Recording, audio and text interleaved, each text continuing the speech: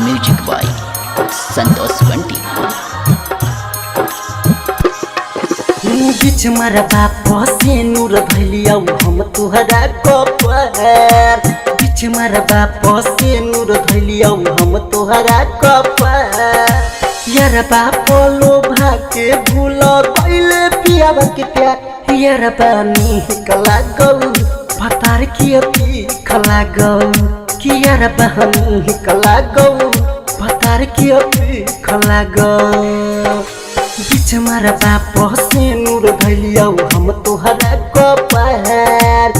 बीच मारा बाप से नूर भैलिया हम तुहरा कपार। यार बाप लोभा के भूल पहले पियावा के प्यार।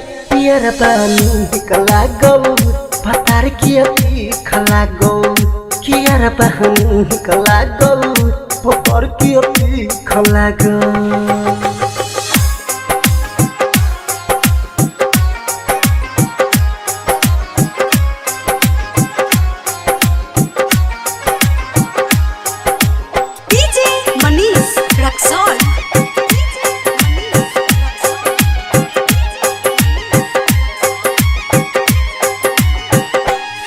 हो सात जन्म के साथों फेरा लिहले बीच सभा में।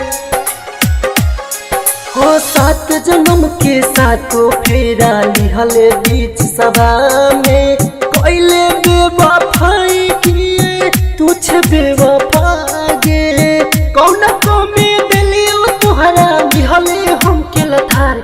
यार बहनी कला गौ भतार की अति तला गौ कि यार बानी कला गौ भतार की अति खला गौ कि यार बहनी कला गौ भतार की अति खला गौ।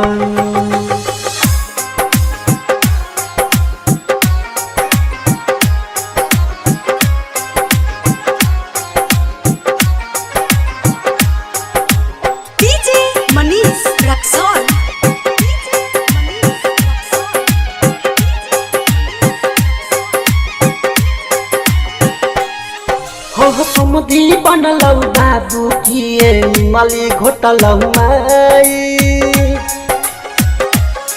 हो समुदी बनलौ बाबू किए मली घोटलौ माई। बनल रहौ सोबलिया देवरा छोटका हमर भाई। हमरा ऊपर तिलक चढ़ल कौ भाई बाप तुहार।